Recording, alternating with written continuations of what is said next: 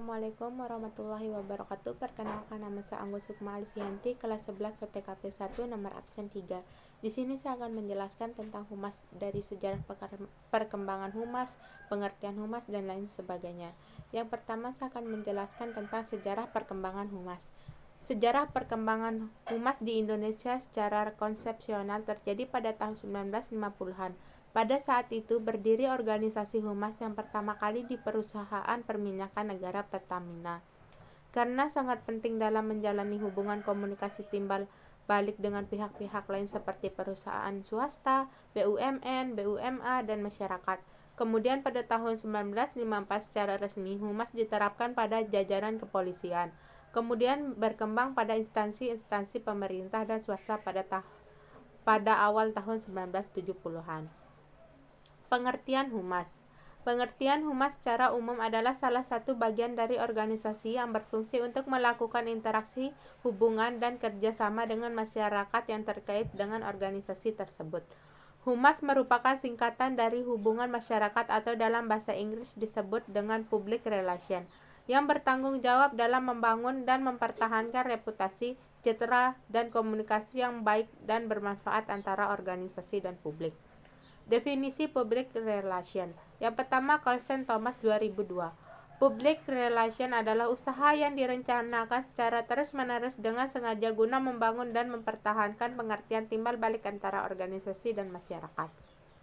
Yang kedua, Maria Hani 2003.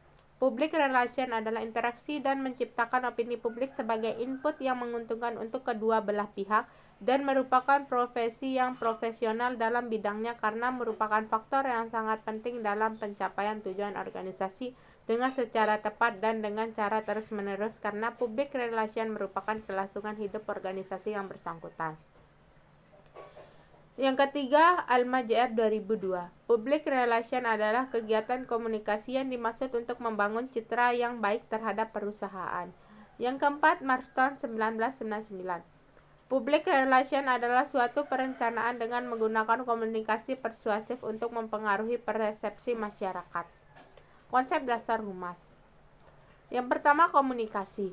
Pembahasan ke humas merupakan bagian dari kajian ilmu komunikasi karena semua kegiatan yang menjadi pokok dari humas adalah komunikasi, khususnya komunikasi organisasi. Yang kedua, publik. Publik adalah sekelompok orang memiliki kepentingan atau kepedulian yang sama. Kepentingan publik terhadap organisasi bersifat khusus dan spesifik. Yang ketiga, manajemen. Menurut Cutlip, Center, dan Brown bahwa dilihat dari fungsi manajemen, kegiatan kehumasan bertugas untuk mengevaluasi sikap dan opini publik, mengidentifikasi serta menyesuaikan kebijakan-kebijakan organisasi dengan kepentingan publik, serta merencanakan dan melaksanakan program-program humas agar organisasi dapat mencapai saling pengertian serta diterima keberadaannya oleh publik. Yang keempat, organisasi.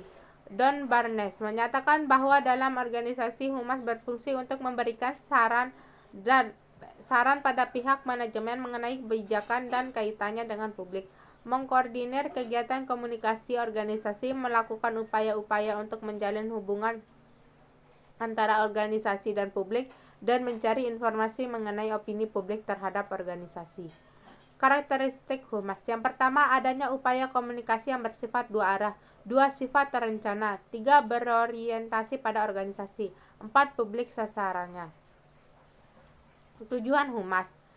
Yang pertama, meningkatkan dukungan, bantuan, dan partisipasi dari publik dalam bentuk sarana, prasarana, tenaga, dan dana untuk memudahkan pencapaian tujuan organisasi. Yang kedua, menciptakan rasa tanggung jawab dari masyarakat akan keberlangsungan program organisasi-organisasi secara efektif dan efisien, melibatkan publik dan dalam penyelesaian berbagai masalah yang dihadapi oleh organisasi. Yang keempat, membuat dan mengembangkan pencitraan yang baik untuk organisasi dan juga kepada para pimpinan atau stakeholder dengan sasaran terjalinnya hubungan yang baik antara publik internal dengan publik eksternal. Yang kelima, memperluas jangkauan pelanggan yang terhubung untuk berpartisipasi dalam upaya peningkatan mutu organisasi. Fungsi humas. Yang pertama, memberikan pemahaman kepada publik. Yang kedua, melakukan persuasi kepada masyarakat dengan tujuan untuk mengubah sikap dan tingkah laku. Yang ketiga, berupaya untuk menyatukan sikap dan perilaku publik agar sesuai dengan sikap dan perbuatan sebuah lembaga atau sebaliknya. Macam-macam humas. Yang pertama, humas media cetak. Yang kedua, humas media audio visual. Yang ketiga, humas media online. Kegiatan-kegiatan humas. Yang pertama, customer relation.